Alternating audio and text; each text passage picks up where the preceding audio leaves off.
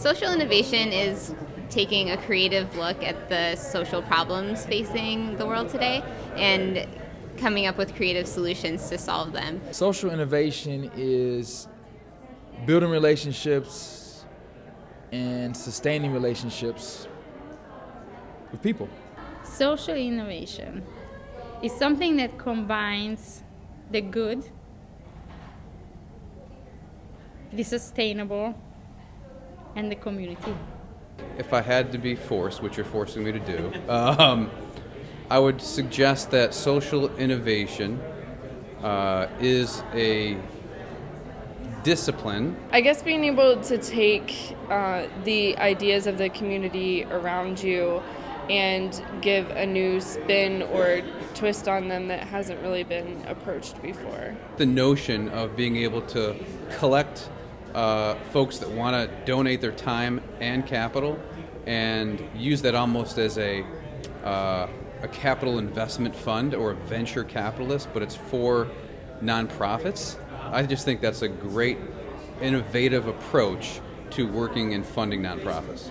I'd say it's the Hard-Headed Women, which is a association that focuses on providing opportunities for displaced, utilized women in areas of meaningful employment and employment need areas. So be it the energy sector or be it the construction sector, which I work in, there's a need and a demand for a workforce, and in this case, a inclusive or diverse workforce. And so the Hard-Headed Women, provides a resource or portal for that to occur.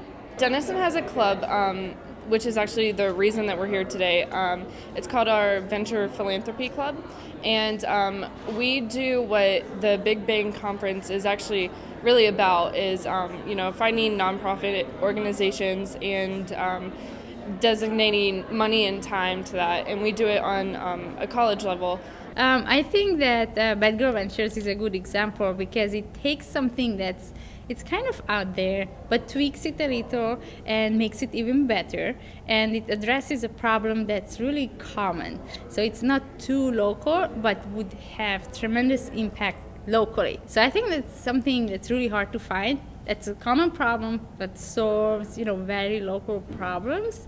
And Bad Girl Ventures is doing that by combining microloans, the funding, with the education component. Right now, I think the biggest need in the nonprofit sector is to support the social innovators on the business side, and they're so burdened with overhead and operating costs. It would be to develop an amazing organization that could be an administrative service center for them, so they could get rid of all of that finance and HR. And we're running small businesses at a very high cost with very little dollars, and we need more of it to get to our frontline mission services. And I think that if we could figure out how to do it and do it well so that everybody retain brand and autonomy and independence in programming, but we removed that burden and brought them excellent professionals on the business side, we could add so much value and give them so much more reach.